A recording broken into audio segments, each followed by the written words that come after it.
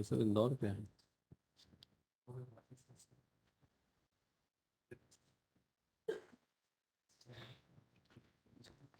No, So the bench, is there any special bench now for remdesivir, dealing with remdesivir matters? no, my lord. There is no such. No, there's no such. In fact, at that point of time, Now there is no bench. no.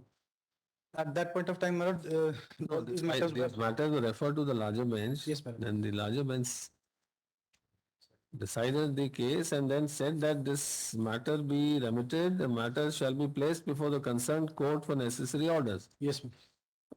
Then, So concerned court is, it was actually from Indore. yes, my lord. So it has to go back to Indore then. Yes, madam. There is no such bench assigned to these cases, my lord. इसको भेज देते हैं. Secondly, my lord, this case is not pertaining to the remdesivir, my lord. The allegations against the petitioner is that he being this a salesman of the ration shop, my lord. The single bench है. नहीं, ये तो नहीं, ये तो decide हो गया. ये इंदौर है. नहीं, बट ये तो सिंगल बेंच का है.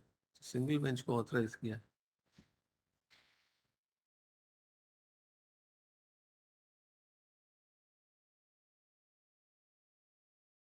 प्रेसिडेड ओवर बाय, तो ठीक है, ये भी कर सकते हैं. हाँ, alright.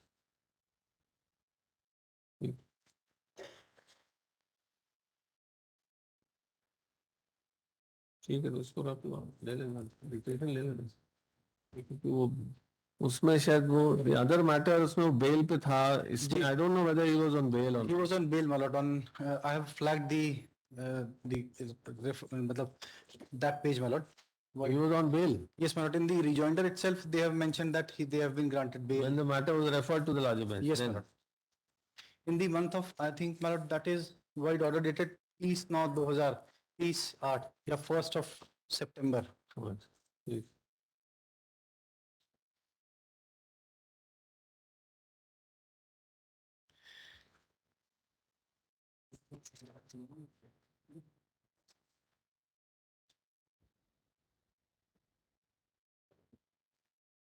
You've not flagged the interim order. Sir, That interim order is not flagged. yeah.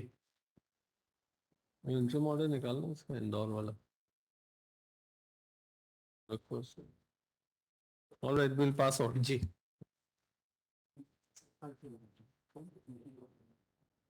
ये इंदौर का है ना केस. इसमें जो रेफर हुआ हमें लार्जर बेंच को यहाँ आने के पहले, तो इंटरम ऑर्डर कोई किया बेल का, वो देखो, वो देख के दिखा देना हमको बाद में. यस, चलिए. नहीं ये रखो, ऐसे ये तो नहीं का. Ji. That is the record pertaining to the AG office, my lord. The paper book. We'll return it to Ji. after sometime in the evening. We'll return it. Ji. चलो. Serial number 38, Sri Brahmanand Pandey, Vinayak Prasad Saha. My lord, in this case, my lord, petitioner is a medical student and took admission in PG diploma course 2019, my lord. Under the medical education admission rule 2018. The admission slip is another P1. At the time of taking admission, the petitioner deposed her following original documents, my lord.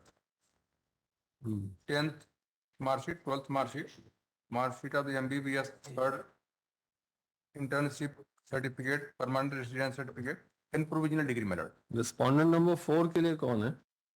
Yes, my lord. Respondent 4 is Director Health Services के लिए तो I think Mr. Dharmadhikari you are appearing.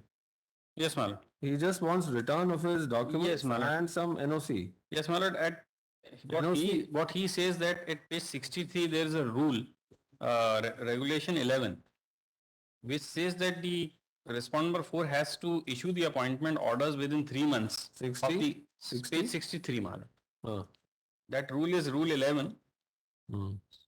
Selected candidates except in-service demonstrator, non-service candidates will have to submit a bond as per government instructions for postgraduate degree and so for diploma courses for serving under state government for 1 year after completing PG diploma course. All deans of autonomous colleges will provide the list to the Commissioner Health Services of the candidates who are appearing for university exams and their institutions at least 3 months before the start of the exam. They will also provide the list of successful PG candidates. The Commissioner Health Services will issue appointment orders to such successful candidates within 3 months after declaration of the result, failing which the bond filled by the candidates will automatically be deemed as cancelled. So this is their case that since according to them they have not been issued any appointment orders within this period, so therefore now they are relieved of their bond. So they should be, and the original documents should be returned as well, because those are retained only in lieu of this bond. So I was directed in one identical matter that you may only seek instructions whether any appointment order was issued in relation to the petitioner or not. That petition, my friend is appearing in that also. That is listed in week commencing 6th of February. What? My lords, if I am correct, if my Mr. Pandey had appeared in that case. So you seek instructions Yes, on my that lord. point also here. Yes, yes. Okay, It is the limited prayer, as far my understanding goes, that Okay. since we were not issued any appointment orders. देखिए इसमें this the sole prayer made is for obtaining for a direction to the respondent number 4 to return the original testimonials filed by the petitioner at the time of his admission to diploma course in ophthalmology. No, this is, he has completed PG diploma course में. PG diploma course. The petitioner becomes successful only 9/5/2022 also.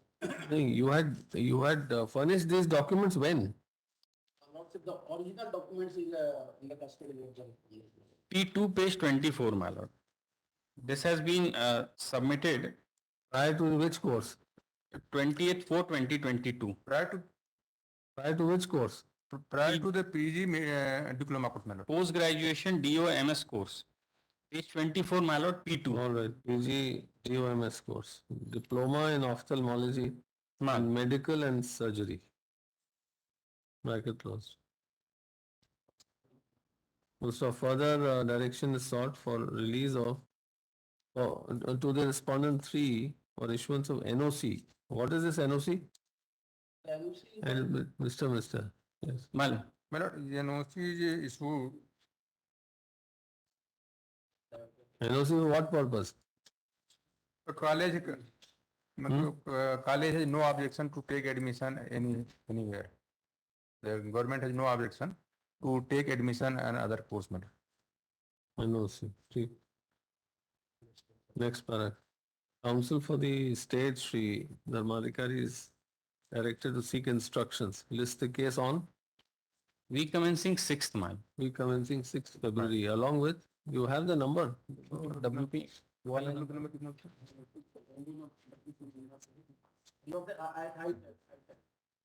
All right, sir.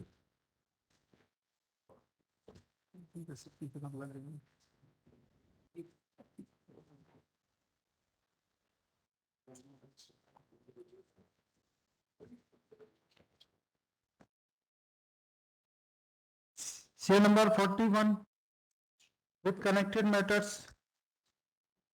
CK Jha.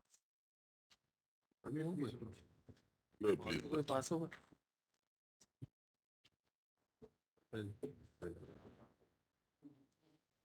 Malaj, I'm grateful, Malaj, on the last day before yesterday, Malaj, I had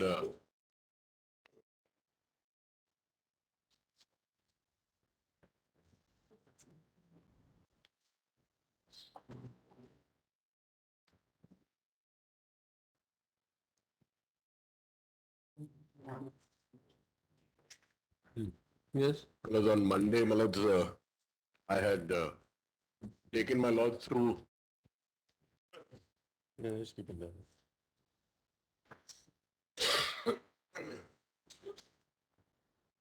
Why do I do that?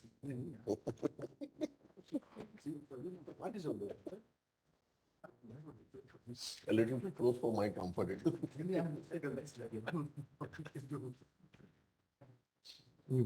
Yes. Yes. 2018 में 18 की होगी। पहले वैसा little bit close for my short मेरा तो बड़ी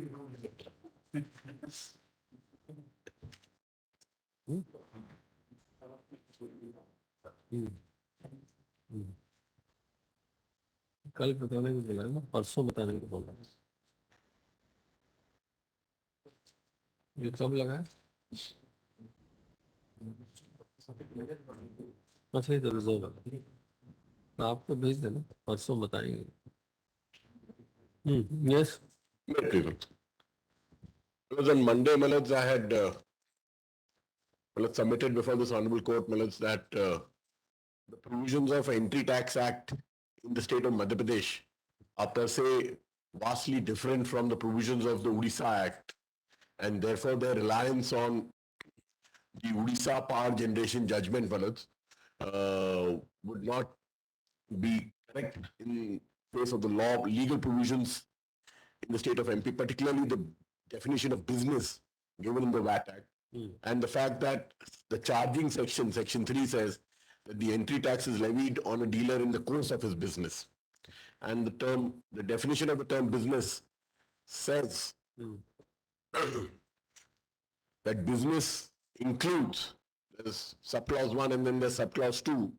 Subclause 2 which says any trade, transaction or adventure includes and including products got by waste products, byproducts, got through processing or through manufacturing, or in mining, or through generation of electrical energy. But there was a very pertinent question that fell from this honorable court, fellows, that is it not possible to treat generation as a subset of manufacturing? That was one of the questions which my lords posed. That generation is a normal word being used. So can it not be that generation is ipso facto manufacturing also? And my submission on that, Malaj, if I may, I'll come to the judgments, Malaj. I'll not go, I've given a list of citations, Malaj, which my lawyers will of course have the time to go through them in detail in the relevant paras. I'll place only 5 judgments before my lords on putting out the legal provision while interpreting an exemption statute. But before that, I was laboring with my lords 2 aspects, Phillips. One, I'll read that exemption notification, but before that, I want my lords to have the definition of business given in the VAT Act.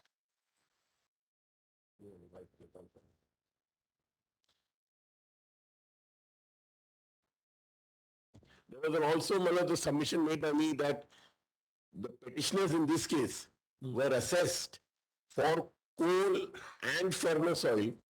The tax effect on furnace oil is at the rate of 10% or about 4.38 crores. They admit in that petition that it is coal that we are using for generation. The tax effect on coal is only 54 lakhs as per that assessment order at page 101. And they are in appeal, they've gone in appeal. As per my instructions, perhaps that appeal is pending. My learned friends can update me, correct me on that. But what I was trying to point out also on that date was that they purchased, I'll address that issue also, they purchased those materials, coal, furnace oil, chemicals, in September of 2014, much before the commencement of their business, that is generation of power. That commences in May of 2015. They get in plant and machinery also. Now, admittedly, plant and machinery is brought in for construction of your business, for setting up of your factory and industrial establishment. As per the legal provision, it was not to be taken in the course of business. You were granted, there was no entry tax levied on that. There was no taxability, exigibility of tax on that. But on that furnace oil and coal that was brought in, the assessing authority, I pointed out on that page 101 and 111, the assessing authority says that no, this is not required for you to construct your plant. This is brought in by you in anticipation that I will use it once I start my business. Now, if you are getting it in anticipation, By making a structure as, I'm not started my business, but I can get it in. You cannot escape the tax liability. You still have to pay that tax because ultimately you will use it for your business. There is a distinction drawn, Manoj.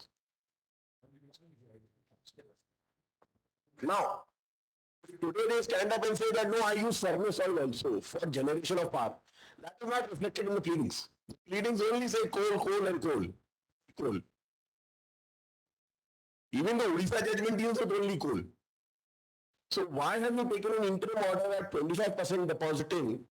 I don't know if the balance of that furnace oil is being paid.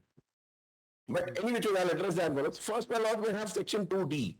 Generation, that business, definition of business, which, in my humble submission, my case times a lot on that.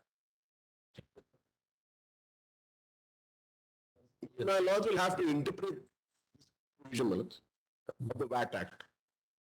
If they read section sub-clause D.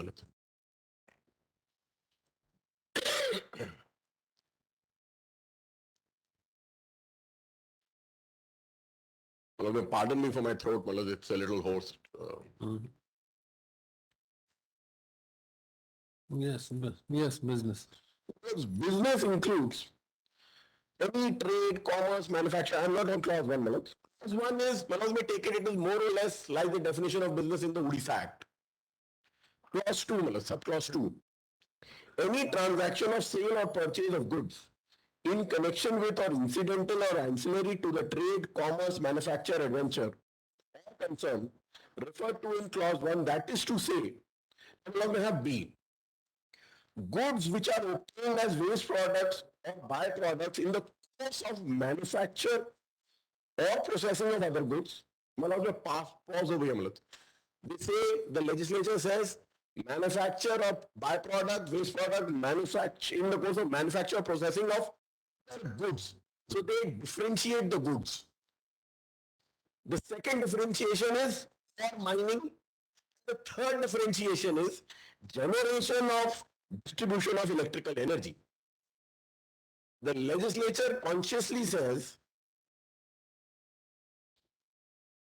that there can be 3 classes of goods which you can obtain, on which there can be any transaction. So business can be on any transaction of sale or purchase of goods. And they say goods which are obtained as waste products or byproducts in the course of manufacture or processing of other goods or mining or generation. I pause here. Had the intention been that manufacturing and generation is the same for the legislature, it could have simply said goods which are obtained as waste products or byproducts in course of manufacture or processing of goods, and simply stopped over them. Why use the word generation of electrical energy? Why contradistinct from manufacture? They don't define generation. And as far as I can be corrected, I don't think it's defined anywhere else except the Electricity Act. But even the Electricity Act talks about generate. But we are on a taxing statute. The taxing statute says you can have goods which are obtained as waste products. You can have a trade or sale in them for goods which are obtained as waste products or byproducts in the course of manufacturing or processing, or mining or generation. So the legislative intent is very, very clear in my submission, Manoj.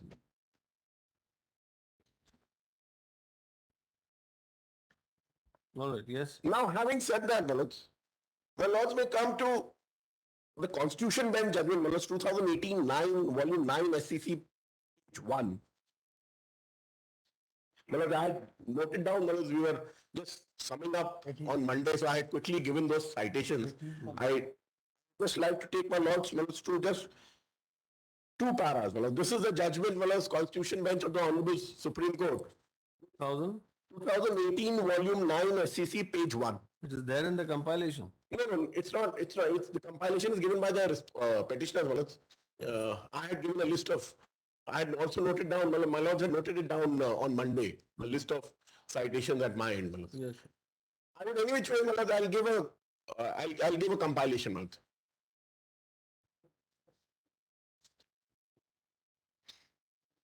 Now this judgment, Manoj, of the Constitution Bench iron out and reconciles the ambiguity which was there in interpretation of taxing statutes. Earlier, Manoj, there were a lot of judgments here and there. It was not clear whether if there is ambiguity, which way the interpretation should go. What does the Honorable Supreme Court say, Manoj? Manoj may have para 53. I'll just read para 53, Manoj. I'll not take much time on. Para 53 is at page 33, Manoj. Yes. Manoj, may I read? Yes. After thoroughly examining the various precedents, some of which were cited before us, and after giving our anxious consideration, we would be more than justified to conclude and also compelled to hold that every taxing statute, including charging, computation and exemption clause, at the threshold stage should be interpreted strictly. Further, in case of ambiguity in charging provisions, that is the taxing statute, the benefit must necessarily go in favor of the subject assessee. But the same is not true for an exemption notification, wherein the benefit of ambiguity must be strictly interpreted in favor of the revenue state. So what the Honorable Supreme Court said, Malas, is that if the Parents Act, say the Entry Tax Act, is ambiguous in the sense that there are 2 or 3 interpretations possible. By ambiguity, we mean that. Then that benefit has to go to the assessee. And the reasoning is very simple, that you cannot have tax without authority of law. A subject needs to know what is he being taxed for. Yes. But if there is an ambiguity, again by ambiguity we mean various interpretations, long drawn out interpretations, with respect to an exemption statute, then that benefit has to inure in favor of the revenue. And read 55, this Honorable Supreme Court clears that up. 55. There is abundant jurisprudential justification for this. In the governance of rule of law by a written constitution, there is no implied power of taxation. The tax power must be specifically conferred, and it should be strictly in accordance with the powers so endowed by the constitution itself. It is for this reason that the courts insist upon strict compliance before a state demands and extracts money from its citizens towards various taxes. Any ambiguity in a taxation provision, therefore, is interpreted in favor of the subject assessee. The statement of law that ambiguity in a taxation statute should be interpreted strictly, and in the event of ambiguity, the benefit should go to the subject assessee may warrant visualizing different situations. For instance, if there is ambiguity in the subject of tax, that is to say, who are the persons or things liable to pay tax, and whether the revenue has established conditions before raising and justifying a demand. Similar is the case in roping in all persons within the tax net in which event the state is to prove the liability of the persons, as may arise within the strict language of the law. There cannot be any implied concept either in identifying the subject of the tax or person liable to pay tax. That is why it is often said that subject is not to be taxed unless the words of the statute unambiguously impose a tax on him. That one has to look merely at the words clearly stated, and that there is no room for any intendment nor presumption as to tax. It is only the letter of law and not the spirit of law to guide the interpreter to decide the liability to tax, ignoring any amount of hardship and eschewing equity in taxation. Very important. Thus, we may emphatically reiterate that if in the event of ambiguity in a taxation liability statute, the benefit should go to the subject assessee. But in a situation where the tax exemption has to be interpreted, the benefit of doubt should go in favor of the revenue. The aforesaid conclusions are expounded only as a prelude to better understand jurisprudential basis at our consideration. So the Honorable Supreme Court is very, very clear, Manoj, as far as the interpretation goes. Here, it is my case at the first instance that there is no ambiguity. It is very clear. Business includes manufacture, generation of power. We have given exemption only for manufacture of goods. So you do not come under the exemption notification. But if that ambiguity is being created as to the interpretation of whether generation is manufacturing or not in view of section 2D subclause 2, then as per para 53, 54 and 55 of this constitution bench judgment, the benefit has to come in favor of the revenue. Number one, Malaj. Secondly, Malaj, I would also seek to place reliance, Malaj, on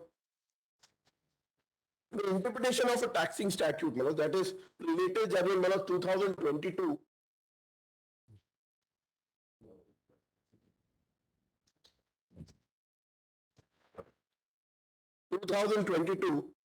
Volume 5 SCC, Malaj, page 62.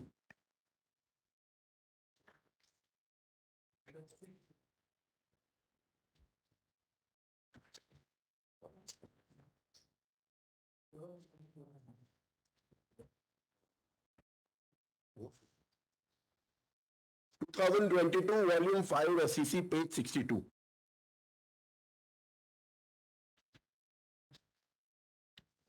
But this I'm reading in furtherance to 2018, Malaj, the exemption. Yeah.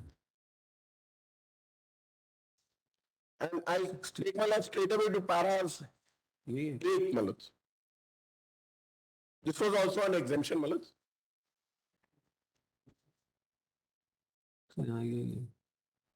Para 8. At page 68. Yes. Yes. The exemption notification should not be liberally construed, and beneficiary must fall within the ambit of the exemption and fulfill the conditions thereof. In case such conditions are not fulfilled, the issue of application of the notification does not arise at all by implication. Very important. It is settled law that the notification has to be read as a whole. If any of the conditions laid down in the notification is not fulfilled, the party is not entitled to the benefit of that notification.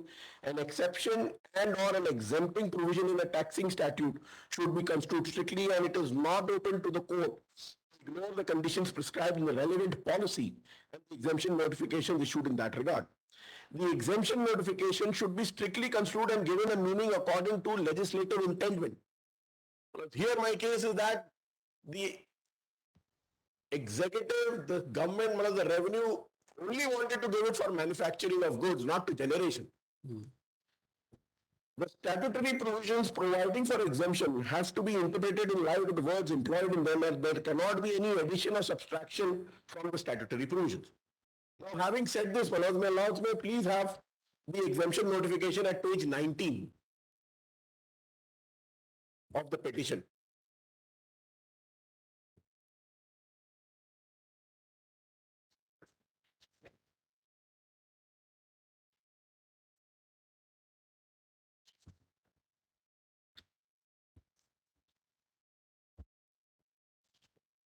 Yes. Page 19, Manoj. Manoj may have that column 4, Manoj, restrictions and conditions. Because it is the case over here that manufacturing is generation. The exemption from payment of entry tax shall be leviable to the dealer when any goods specified in Schedule 2 and Schedule 3 appended to the Entry Tax Act are entered into a local area by him for consumption, use or consumption or use as raw material, or for use as incidental goods in the manufacture of goods, or for use in the packing of goods manufactured in the industrial unit. It is very clear, industrial unit is also mentioned, manufacture of goods. It could, if the intendment was for all encompassing, it is for manufacturing, generation and everything, then it would have said, it would have been worded differently. Differently in the sense, it would have been worded as entered into local area by him for consumption, use as raw material, also use of incidental goods in the course of his business, or manufacturing and generation in industrial units and power plants. That is not there, those words are missing. So therefore, my lords, the exemption notification is very, very clear, my lords. Odisha judgment, which has been taken up.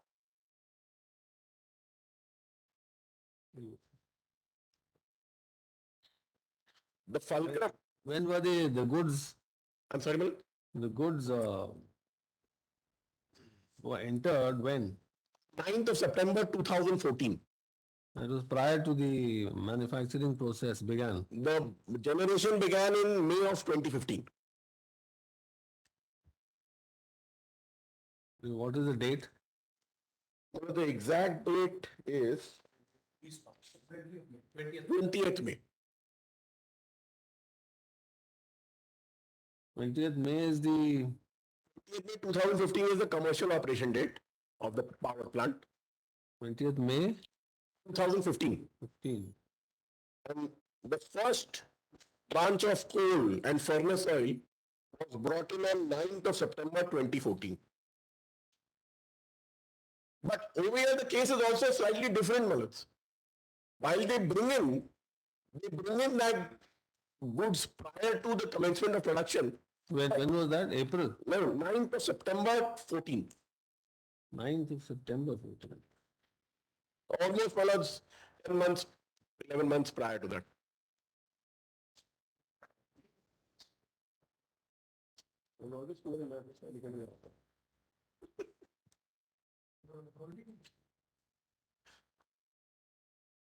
All right. Now, there are two aspects, Malats, over here. They rely on that exemption notification saying that anyways am exempted for 5 years. Because I am manufacturing. Odisha judgment. Odisha judgment is of no Malats, help over here. My respectful submission is that it is not at all applicable. The findings over there are not at all applicable in view of the statutory provisions over here. And having said that, Manoj, They were ultimately used for generation or not? I'm sorry, Manoj, They were ultimately used for generation or not? they must have used coal for generating power. No, not must have. Whether they did, It would have been used for generating only if it's at the power that is plant. not denied by you. I'm sorry, Manoj, That is not denied by you. they are using coal for generating power. No, I don't know about furnace oil. no, this September 14 Yes, entry of coal, yes. the stock that was received in September 18 was ultimately used in generation or not? That they'll have to confirm.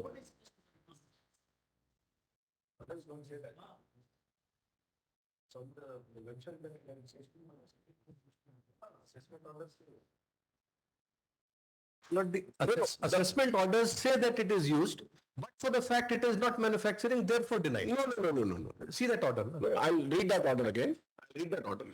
Yes, sir. That's a different aspect, that they are differentiating between generation and manufacture. Correct. But Now- this coal was used or not? The coal was used, but Or was it used for something else? no, the coal is used for generating power. What happens is, let's assume Mullah, that this generation manufacture is not there, this exemption notification is not there. Let's keep that aside for a moment. I bring in coal in September of 2014. My commercial production begins in May of 2015. I come up and say that look here, your provision says entry of goods in the course of business. I have brought in coal before my business starts, so I am not liable to pay tax, entry tax. The assessing authority says, no, you have brought in coal in anticipation for burning it in that power plant, and therefore, even if you have brought it in before your commercial production, you need to pay entry tax on that. As far as your plant and machinery goes, that you don't need to pay entry tax. Weird. Another issue that comes up is, which the assessing authority also says, is that they raise that plea of exemption. So the assessing authority says that no, this is generation. It is only for manufacturing that you are exempted. You are not manufacturing.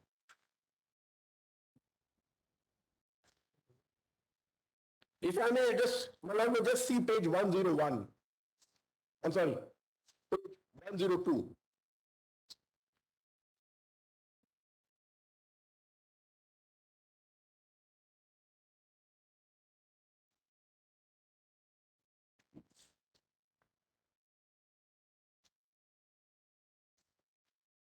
मतलब मैं page 102 for moment बोलो.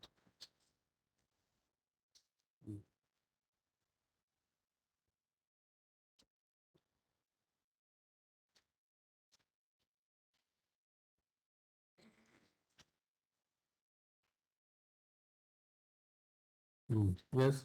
Because they have the first parameters. After that, serial number 8, where they quote CST versus Riva gases. Then, करदाता द्वारा, करदाता is the petitioner वाला जो भैया, उच्च अवधि में क्रय किए गए कच्चे माल एवं अनुषांगिक मालों पर प्रवेश कर भुगतान का दायित्व नहीं आने के बिंदु पर यह भी स्पष्ट किया गया है कि वह एक नई औद्योगिक इकाई है. उनके द्वारा अधिसूचना क्रमांक 13/12/2010 that is that exemption notification के अंतर्गत प्रवेश कर भुगतान से मुक्ति हेतु पात्रता प्रमाण पत्र प्राप्त करने के लिए आवेदन पत्र प्रस्तुत किया गया था. राज्य स्तरीय समिति द्वारा उनके आवेदन पत्र पर लिए गए निर्णय के विरुद्ध माननीय कैबिनेट कमेटी के समक्ष प्रस्तुत अपील की गई जो विचारण हेतु लंबित है. This is one aspect of that exemption they are claiming. Now the second para which is most important, मतलब करदाता द्वारा प्रस्तुत स्पष्टीकरण के परिप्रेक्ष्य में उल्लेखित न्याय दृष्टियों का परिशीलन किया गया. करदाता द्वारा उल्लेखित किए गए न्याय दृष्टांतों के मूल रूप से सिद्धांतित प्रतिपादित किए गए हैं कि कोई भी औद्योगिक इकाई द्वारा व्यवसायिक उत्पादन प्रारंभ करने के पूर्व कमर्शियल ऑपरेशन डेट के पूर्व औद्योगिक इकाई स्थापित करने अथवा पूर्व में स्थापित इकाई के विस्तारीकरण के प्रयोजन से प्लांट एवं मशीनरी ये क्रय की गई सामग्री का किसी स्थानीय क्षेत्र में प्रवेश कराए जाने पर प्रवेश कर अधिनियम की धारा 3(1) के वर्णित प्रावधानों के अंतर्गत प्रवेश कर भुगतान का दायित्व नहीं आता है. No problem. किसी भी न्यायिक दृष्टांत में यह व्यवस्था नहीं दी गई है कि कोई भी निर्माता इकाई धारा 3(1) में वर्णित प्रावधानों का लाभ लेते हुए भविष्य में उत्पादन में लगने वाली सामग्री अधिकतम मात्रा में क्रय करके अपने व्यवसायिक परिसर में उसका स्टॉक करके रख ले और फिर सुविधा के हिसाब से ऐसी सामग्री का उपयोग वह व्यवसायिक उत्पादन में करे. करदाता द्वारा आलोच्य अवधि में भविष्य में उत्पादन में लगने वाली सामग्री दृष्टिगत रखते हुए प्लांट एवं मशीनरी के अतिरिक्त कोल, फर्नेस ऑयल एवं केमिकल्स का क्रय करके स्टॉक कर लिया गया है और ऐसी खरीदी पर स्पष्टीकरण में उल्लेखित न्याय दृष्टियों के आधार पर कटौती का दावा किया गया. So the assessing authority says that you cannot get in all your coal and chemicals and all that I'll produce in future. I'm constructing my plant today. Let me buy it and stock everything. The assessing authority says that your raw materials which you are getting, I don't know how furnace oil is a raw material, but any which ways, the materials that you are getting, coal and furnace oil, even if you use it in future, you cannot take undue advantage of 3(1) and avoid tax. This is clear-cut case of tax avoidance. And then, Malats, of course, page 103, then the assessing authority deals with the generation and manufacturing issue, which we are, Malats, at loggerheads before this honorable bench. And then we'll always see page 104.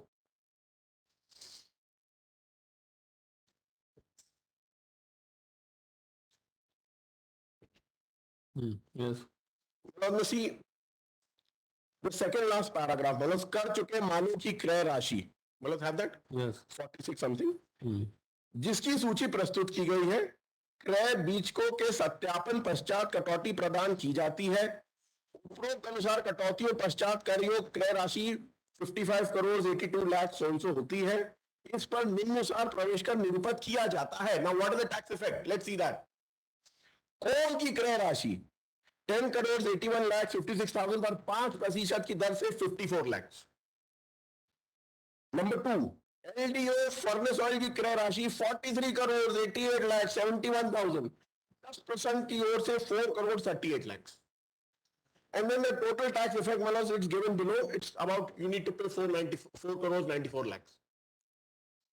Now coal may be, your tax effect on coal may be 54 lakhs. You got furnace oil worth 44 crores. 4 crores is the tax liability and you don't pay that. And what do they plead? My lord, may please have the pleadings at page 6. The word furnace oil is not mentioned in the pleadings anywhere.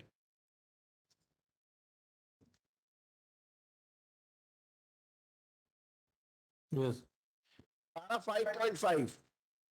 As submitted earlier, the petitioner is using coal as a raw material for manufacture of goods, that is for production of electricity. Para 5.5. Now, Miti, page 5,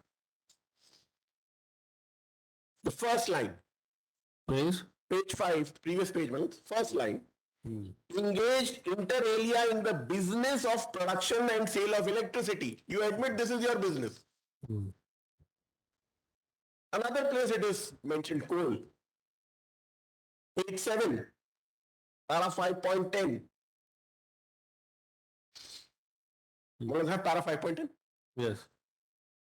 I'm reading the second last line. It is pertinent to note that the processes that are involved in manufacture, generation, production of electricity are as follows.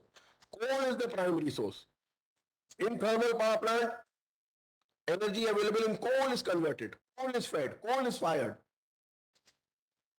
Then please turn to para 5.13, Manoj. Yes.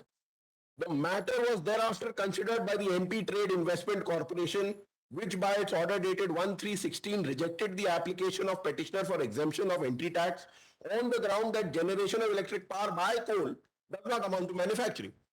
Now, manufacturing and generation we can keep, Malaj, arguing before this honorable bench, Malaj, till the horses come to the stable. You have a liability of about 4.38 crores in 2016 on furnace oil, LDO and furnace oil, which you purchased in September of 2014 to the tune of 43 crores. At 10% that tax is there. You paid 25% and you're enjoying an interim order. Why for this furnace oil? I don't know where furnace oil is used in generation of power. It's either natural gas, coal, solar, wind, hydro. So this is a clear-cut case of tax avoidance which ended up being. Where is the furnace oil?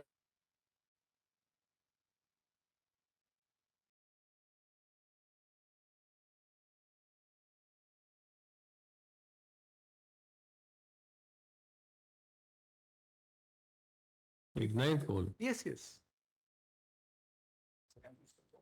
Well, the quantity of the oil is at least 10 times that of the coal. In fact, it is otherwise reverse. Milord, we'll show that. Milord, at that point of time, Milord, maybe, Milord, because we have to, prior to the actual start of production, there is a series of commissioning tests. Under the MP Regulatory Commission requirements, we are required to have a stock of 30 days coal, Milord. It's not a thing which you can switch on and switch off. Coal plant, Milord, has to be kept running. We have to maintain a stock of 30 days coal, and what the coal was shown to be there available with us, that's not only more than for a week, 1 lakh ton. It's 1 week requirement. Our requirement is 60 lakh per year. So that was just for commissioning and testing. We'll show that. Because all this is not pleaded over here. If they are putting in some justification for furnace oil, then I'll also reply to that. But then you show from where you are arguing furnace oil from your reply. You can't argue something. Not your case, sir. Your case is that you're entitled for exemption on coal. We'll show that. Manoj, let us be clear on one aspect, Manoj. Odisha judgment talks only about coal. But my friend has not understood Odisha. Odisha says electricity generation is manufacturing. Process. Grateful for the learned person enlightening me, Manoj. But I think my learned friend is not following my argument in the definition of business, Manoj.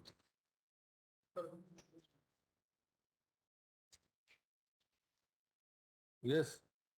So, keeping this aside, Manoj, now coming straight, Manoj, to Odisha. No, Odisha you read. Manoj, Odisha you Odisha I've read. Odisha has got 2-3 interesting aspects, Manoj. One aspect which I need to point out, Manoj, because my learned friend said that, Odisha is the be all and end all of everything. Odisha only talks about coal. The word furnace oil is not used there anywhere. Number one. And number two, Manoj. The order is also not on furnace oil. It's only on coal. Now, number two, Manoj, therefore, I'll just point out one judgment, Manoj, 2009 volume 1 SEC 469. Because having read Odisha time and again, 2009 1 SEC 469. I'll just take my lords straight away. Of course, my lords, this bench and my lords are well aware about interpretative value of a judgment, Manoj, but just for my sake, Manoj, for my learning, Manoj, if I may just read para 5, 471, 2009, volume 1, 469. May I read para 5, Manoj? Yes. Here, Manoj, the Honorable Supreme Court reproduces, Manoj, the judgment of 1998, 9 SEC. Because I'm reading the quoted portion, Manoj, in para 5. Manoj, have that? Yes.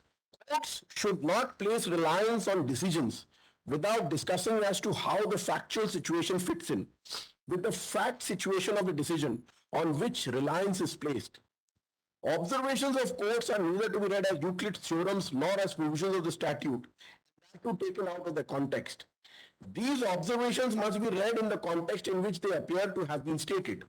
Judgments of the courts are not to be construed as statutes, which has been the endeavor, Manoj, of the petitioners before this court. To interpret words, phrases, and provisions of a statute, it may become necessary for judges to embark into lengthy discussions. Discussion is meant to explain and not to define. Judges interpret statutes. They do not interpret judgments.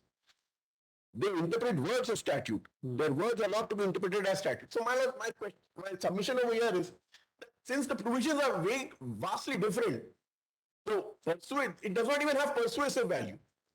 Now, having said that, Manoj, I'll just read one last two judgments, Manoj. Because Odisha, Manoj, may have that compilation.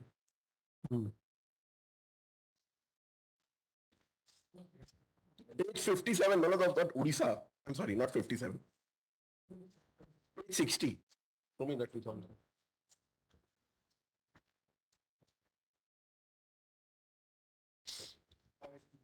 Yeah.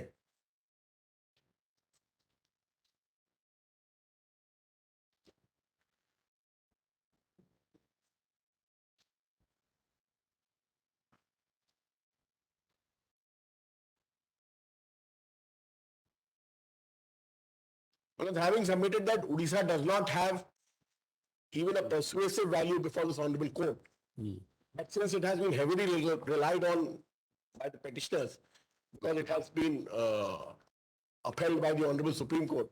I would not say upheld, I would just say that the leave to appeal was declined. My lord, may come to page 60. Odisha takes note of a judgment to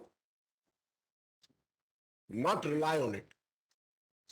It observes it only to discard it. My lord, may have page 60, the last para 30. Yes. But they say, in view of the above, we have the considered opinion that coal is the raw material for production of electricity in thermal power plant. The facts and issues involved in Ahmedabad Electricity Company Limited, Supra, with the Supreme Court judgment, are completely different from the present case, and therefore it is of no assistance to the department. Now, I would like to place this Ahmedabad Electric Company, 2003, of the Supreme Court. And I have read this Odisha judgment only to point out that the Honorable High Court of Odisha notes Ahmedabad Electric Company only to discard it. And in my respectful submission, that could not have been done. If we are saying that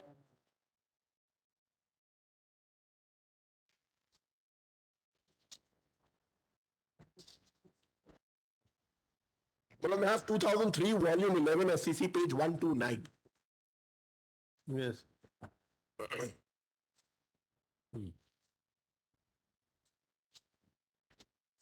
Well, we have page 134.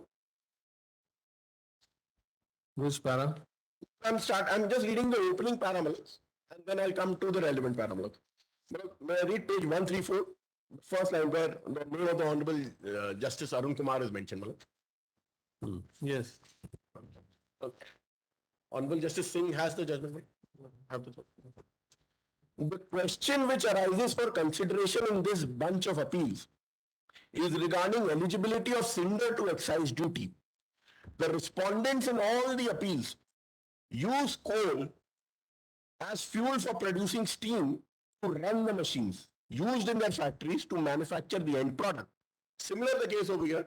They all burn coal to produce steam to run the end turbines to generate electricity, end product. Coal is burnt in the boilers or furnaces for producing steam. Normally coal, when it is burnt in boilers, is reduced to ash. Some part of coal does not get fully burnt because of its low combustible quality. This unburnt or half-burnt portion of coal is left out in the boilers. It is called cinder. Though the respondents are engaged in manufacturing different end products, one thing is common between them, and that is they all use coal as fuel. Now, having placed this proposition, my lord, may come to para 29 and 30. In fact, para 30 is relevant. Where they, after great discussion, the Honorable Supreme Court observes this. Can, para 30 at page 141. Yes. Can burning of coal be called manufacturing? The locomotive steam engines used to run on coal. Coal was being constantly burned in the boiler of the engine. The constant burning of coal produced cinder. Could it be said that the engine driver was manufacturing cinder? Is any manufacturing activity involved? Nothing important, let me mark that. Burning of coal for purposes of producing steam cannot be said to be a manufacturing activity. Therefore, neither ash nor cinder can be said to be products of a manufacturing process. From burning coal, when you get cinder, you get either cinder or ash. It cannot be said that a new product had emerged, cinder remains coal. So what they hold is burning of coal for the purposes of producing steam, which is what is happening here. There is water going in, burning the coal, creating high pressure steam to run the turbine. The coal does not run the turbine. Burning of coal for producing steam cannot be said to be a manufacturing activity. If we are saying that Odisha's dismissal by the Honorable Supreme Court is binding law under 141, which in my submission is not, it is only a refusal to grant leave to appeal. This para 30 is binding, even if it is an orbiter. Even an orbiter is binding on the Honorable High Court. And the proposition is very clear. Honorable Supreme Court says burning of coal for purposes of producing steam cannot be said to be a manufacturing activity. Over here, you may do whatever conversion you are doing. Ultimately, you burn the coal to get steam. That steam goes into the turbines. And therefore generation, not manufacturing.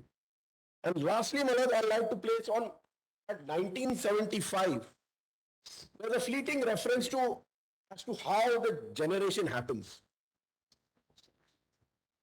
1975, volume 3 SEC, page 448.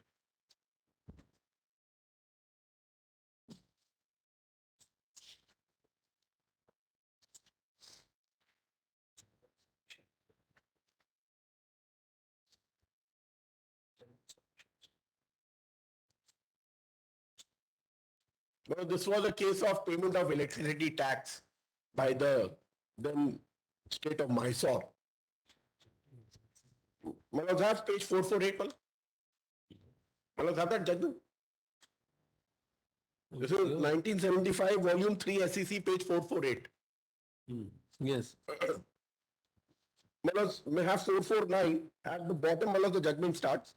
This appeal by certificate under Article 133 of the Constitution has been filed by state of Mysore and the electrical inspector to the government of Mysore against the judgment of Mysore, now Karnataka High Court, whereby the court in a petition under 226 of the Constitution quashed the demand made by the appellant state calling upon the West Coast paper mills, the respondent company to pay electricity tax under the Mysore electricity tax. I'm not on that page. But they have para 4. I'm just showing what the process is noted by the Honorable Supreme Court. Para 4. It would, may I read? It would at this stage be appropriate to advert briefly to the process of generation and distribution of electricity. The process of generation of electricity normally consists of converting mechanical energy into electrical energy through what is known as the generator. Such mechanical energy is normally supplied by turbine or piston engine. The motive power for such turbine or piston engine is supplied by falling water, steam, gas, mineral oil, and nuclear fuel. Over here it is water. It is a generator, you are converting energy. The Honorable Supreme Court says that burning of coal for producing steam is not a manufacturing activity. Odisha High Court says it is not applicable, which in my respectful submission is per incurium. Here the Honorable Supreme Court says it would at this stage be appropriate to advert briefly the process of generation and distribution of electricity. The process of generation of electricity normally consists of converting mechanical energy into electrical energy. You're not manufacturing anything, you're only converting through what is known as a generator. Such mechanical energy is normally supplied by turbine or piston engine. The motive power, which I call the primary power, for such turbine or piston engine is supplied by falling water, steam, gas, mineral oil or nuclear fuel. And why I say, that's not the reason, Malaks.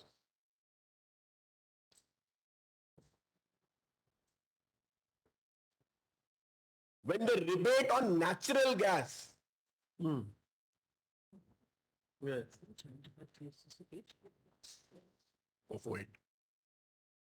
the rebate, Malak may recall, Section 14 of the VAT Act, Capital 1, Capital A, gives a rebate on natural gas used for generating electrical energy if sourced within the state from a dealer. Yes. The reason is that the technology for a natural gas turbine is very different from a thermal plant or coal-based fired plant. They are all thermal, conventional fuels from a coal-based plant. Natural gas can be fired directly into the turbine also through high pressure and it turns it. Over here, in a thermal power plant, you require, the coal can never be fired into the turbine. What you fire actually is the steam, high pressurized steam.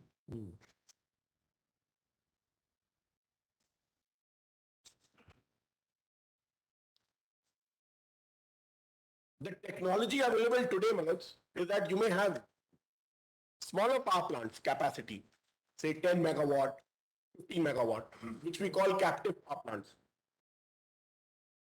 The technology over there is that you don't need to burn coal. You can have a mix of fuel. Mix of fuel in the sense that you can take coal, say 70% coal, and you can take 30% of any of the junk available in the market, like leather, rexine. You can all pile it up and burn it up. Yes. These are called CBSC plants.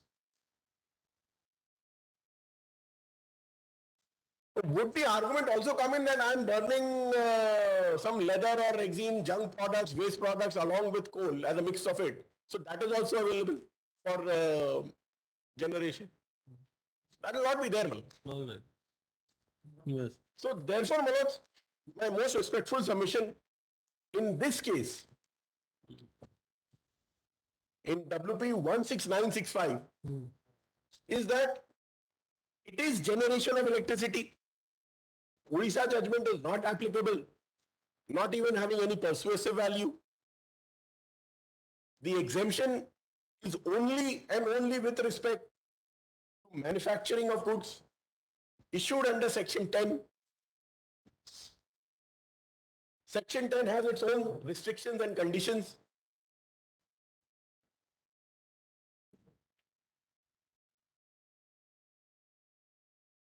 And based on the case law available, Malad, the taxing statutes, if there is an ambiguity, it should definitely go to the assessee. But in an exemption case, which is what is before this honorable court, Malad, in an exemption case, it has to be interpreted strictly. You need to fall within those four corners.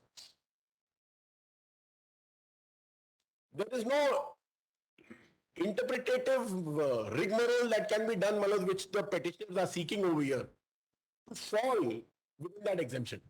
If the legislative intent is very clear and the provisions are not getting attracted to you, which in my case, Malad, my respectful submission, they are not. So therefore, Malad, as far as WP 16965 goes and the NTPC bunch goes, Malad, that common question of generation and manufacture is Malad, answered by me, Malad, and I would persuade my lords to take a note these submissions, Malad. No. There was one argument, Malad, raised by my learned friend, Malad, or senior advocate, Mr. Purohit, Malad, on section 70 of the there was an order passed by the Deputy Commissioner under section 70 in the case of the MP per generating company to state that we have admitted that it is manufacturing. I would respectfully disagree with that. If I can just take my lords to the NTPC WP, Malad, that is WP 2034.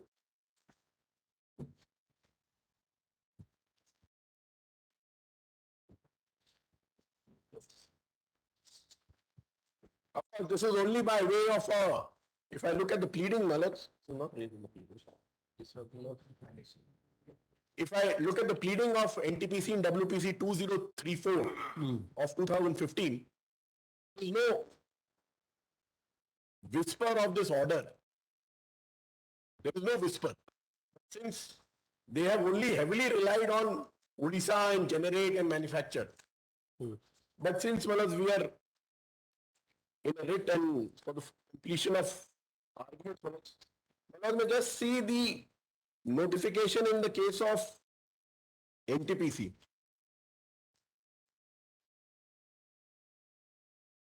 Yes.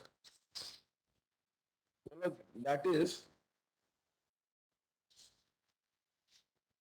I have page 22 first. Malad, in the first bunch, the exemption notification is of 2010. Yeah. Here, Malad, page 22, the notifications have been issued under section 4A because we have reduced the rate of tax. No, reduced, no, then exemption. Correct. I stand correct. We increased the rate of tax and then we granted partial concession. So therefore, those notifications have been issued under section 4A. It's primarily the same conditions and restrictions mentioned in section 4A also. So first at page 22, Malad, may turn the page to page 23. I'm sorry, 22 it is. Page 22. No. Malad, may have one page. Malad, have annexure. Malad, have page 22, notification dated 1/4/2007. Yes. My lord, this is issued under section 4A. Yes, yes. Now, my lord, may turn the page over and see serial number 5. The rate of tax on coal was taken to 5%. This is in 2007. My lord, may further turn the page over, my lord. And my lord will see another notification of the same date, 1/4/2007. Yes. And here, my lords, may now turn the page and see, my lords, that here, in column number 2, my lord, is coal including coke. Column number 3, at least so as to reduce the rate to 2%. So we increased it to 5, and then for coal, we reduced it to 2%, the concession, 3% concession granted. And the conditions, well as column number 4 again talks about restrictions and conditions. The exemption shall be available to the dealer who is a manufacturer of goods other than viscose, staple, fiber and cement including clinker. Now, Therefore, in their case also the issue of generation and manufacturing is there. And we say again, you are a generator, you are not a manufacturer. My learned friend Malaz, senior Mr. Purohit Malaz relied on these two. This order passed in the case of MP Generating Company to say that, look here, we have admitted that it is manufacturing, which in my respectful submission is not the case, Malaz. We can. Well, this is an order passed on 14/1/2013, issued under section 13, read with section 70 of the VAT Act, section 13 of the section. Now, Malaz, may turn the page to page 2, Malaz. We mentioned those two notifications. Malaz, may see in serial number 2, 1/4/2007, 1/4/2007, both those notifications are mentioned. And now, Malaz, may see para 4. Uprokt, so what the assessing authority has done is he's quoted those notifications. उपरोक्त अनुसार वैधानिक स्थिति के परिप्रेक्ष्य में किसी स्थानीय क्षेत्र में विक्रय हेतु कोल का प्रवेश कराए जाने पर 3% की दर से तथा विस्कोस स्टेपल फाइबर एवं क्लिंकर सहित सीमेंट के निर्माताओं से भिन्न निर्माताओं द्वारा उपभोग हेतु आयातित या करयोग कोल का किसी स्थानीय क्षेत्र में प्रवेश कराए जाने पर 2% की दर से कर का दायित्व आता है. The word used is 3% की दर से, first of all it is sale, विक्रय, 3% की दर से तथा विस्कोस स्टेबल फाइबर एवं क्लिंकर सहित के निर्माताओं मैन्युफैक्चरर से भिन्न मैन्युफैक्चरर द्वारा उपभोग हेतु आयातित करयोग के इतना आता है. So whatever is stated in that notification is what has been summarized in para 4. It is not the case where we are saying that no, generation is equal to manufacturing, which is what was submitted. This is an order. There was a disputed question under section 70. We have decided that disputed question and said that no, generation is equal to manufacturing. That is not what has happened. The commissioner only notes those notifications and says that this is the rate. No, is this on record? No, it's not on record. It was pointed out by my learned friend on the law when he was submitting it. It's on record, man. Where? In this petition? In which petition? It's not an affidavit in this. In my paper book, it's not there. It's not there in WPC 2034. Well, if it's not on record, then how can we take cognizance of it? Well, it was argued by my learned friend. It was handed over the. All right. Anything else? That was the argument. That's what I was addressing. Otherwise, their argument is generation and manufacturing in the pleadings. My lord, this is quoted because section 68 provides empowers the commissioner to decide the classification and rate. Once it is decided, in any case, it is in RAM. It applies to all such manufacturers. All right. And that it is reported in the books. So that is why it is referred, my lord.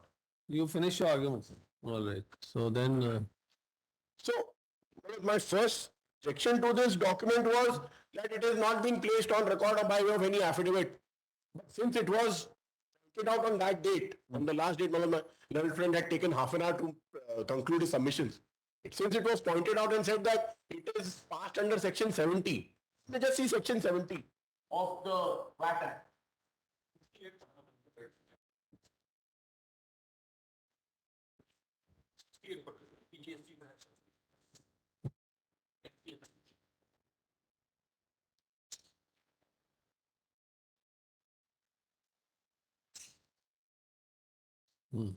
yes.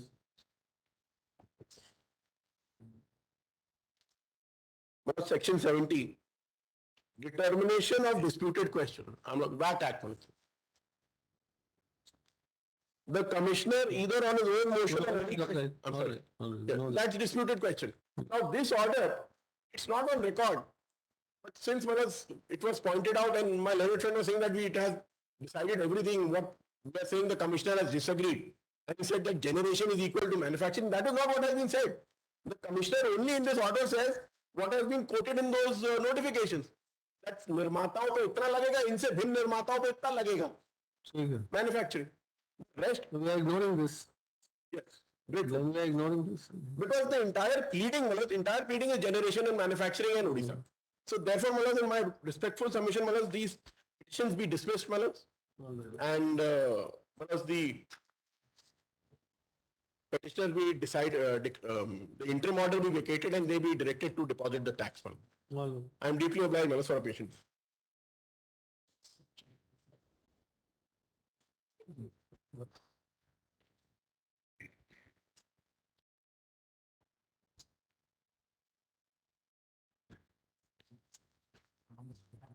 Excuse me for a moment. So we'll take up on some other day for the remaining arguments.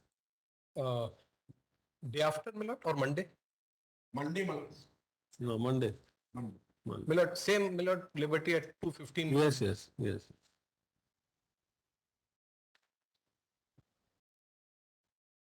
Now what remains? My lord, Now what remains?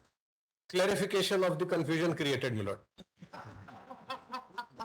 That is what remains, my lord. Statute book is being called a confusing book. Malas. My friend is bigger than a statute book, my lord. I'll demonstrate. From a senior counsel, I think the statute is confusing.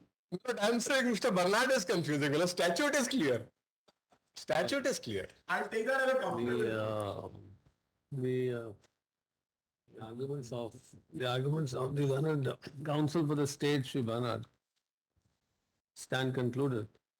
Next, para, to hear the response of the petitioners list on Monday, 30th. I will only note that section 70 argument is not being taken on this one. Which my learned friend said that order of the MP Genco, which I pointed. We'll hear them. If at all it comes up and it's on record, then we'll consider it. Otherwise, It's currently not on record. If Yes. it comes up, then I will file a response. See back to that. Right, my lord.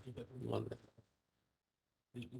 So, Well, if they file an application to bring it on record, then I'll be opposing that, but not file a counter.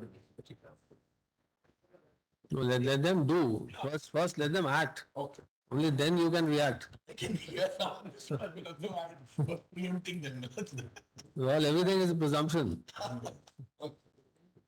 They may or may not act. My lord, You don't know. last time he was alleging on me that I am preempting the arguments. I am? When first time this case was heard, then my learned friend was saying that I was preempting his arguments. Acha. Now he is preempting my application. On 30th, we'll take it up. Was that 2:15 only? Same time. After. After most. Yes.